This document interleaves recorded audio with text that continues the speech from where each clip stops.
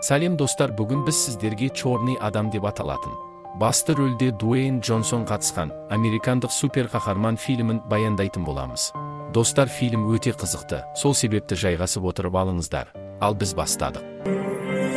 Черный адам, нам надо поговорить. Шафан далада жалғыбатты әке тұрады. 5 балаға әкенің орнына әке, шешенің орнына шеше болыр. Жылап анам кейде далаға шығыпшы. Көрсетпеймін, оларға не алам көрсетіп. Әйелім 2 жыл болды кеткеніне. Хат-хабарсыз, балаларға да келген жоқ, өзі де жоқ. 12 жыл болды квартира тұрып отырмын. Балаларымды өкімет жаңа болады ғой, тартып алмаса екен деп, сол уайып менде сол. Үй жоқ, жайы жоқ деп, детдомға алып кетеді ғой, бір кісілер бар. Ондайға берім келмейді балаларымды.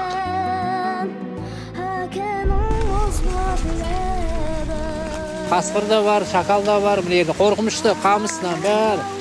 Ол қай жағынан шығып қалады, оны білмейсің де. Сол қауіпті балаларға. Сізден мұн үйден шық десе, не істейсіз? Қайда барасыз? Квартира іздеймін. Ауылдың ішіне барам, квартира іздеймін. Нағыз батыр әке, балалар үшін бәріне дайын. Тек баспана, батты проблема. Бәріміз бірігіп, бұл қиындықтан шығарайықшы.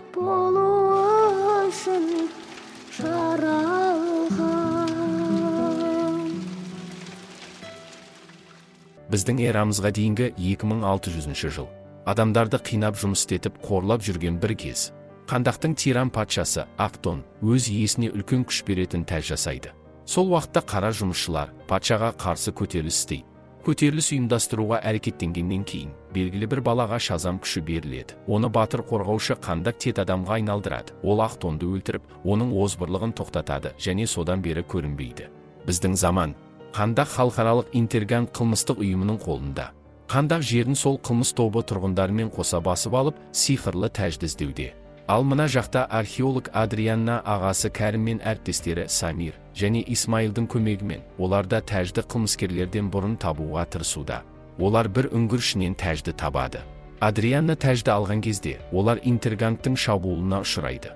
Және қызға тәжді бермесең, ағаңды өлтіремін деп қорқытады. Шарасыз қыз тәжді беруге тұра келеді, бірақ қылмыскерлер уәдесінде тұрмай оларды өлтірмекші болған кезде. Адрианна тет адам деп есептеген адамды ұйқысынан оятатын заклинание айтады. Содан кейін Чорный адам пайда болады. Ол сол жердегі адамдардың барлығын шетінен өлтіреді.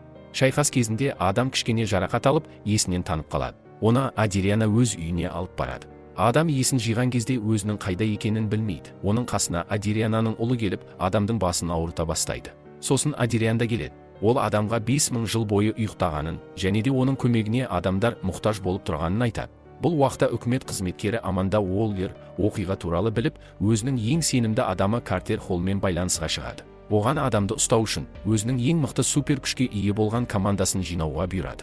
Картер командасына супер күшке ие болған 3 сенімді адамдарын шақырады.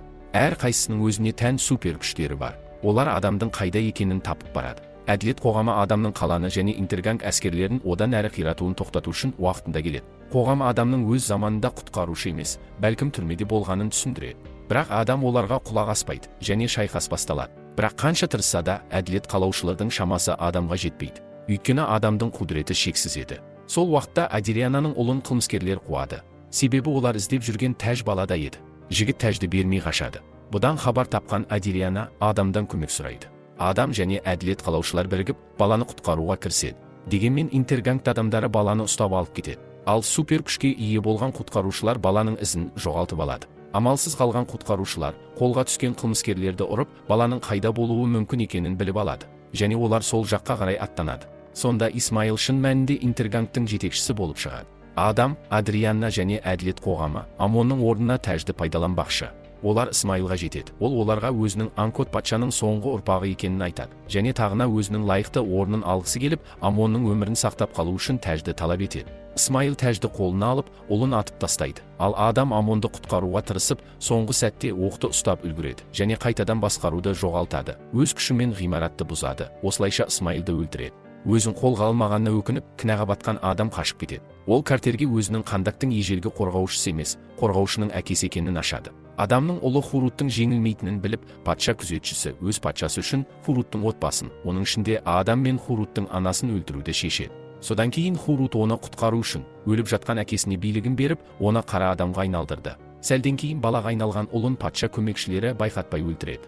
Ашуланған адам патшаның барлық адамдарын өлтіріп, қаланы қиратуды шешеді. Оны Шазамның сиқыршылары шақырып, қабірге қамап, өз билігіне лайық емес деп санайды.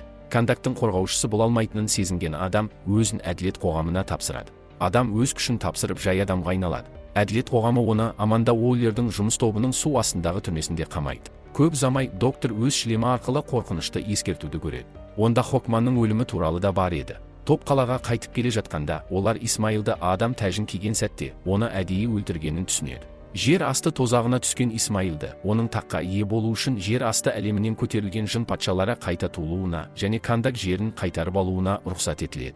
Солайша Исмайыл жын кейпінде жер бетіне шығады және Кандакқа қарай жол тартады. Әділет қоғамы Исмайылды тоқтату үшін уақытында келеді. Қоғам Анкот сарайының қасында жауызбен күресуге дайындалуда. Олар жауызбен шайқасты бастайды.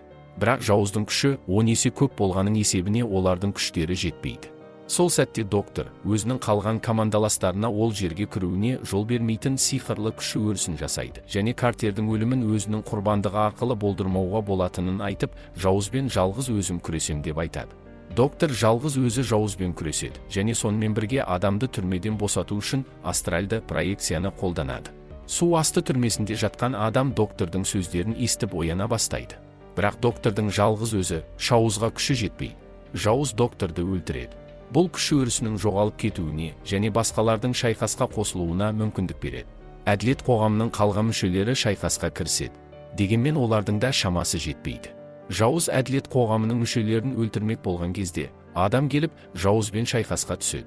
Олардың күштері тең болғанның есебіне адам мен жауыз өте ұзақ шайқасады. Ақырында адам жауызды мүйізінен екіге бөліп, оны өлтіреді.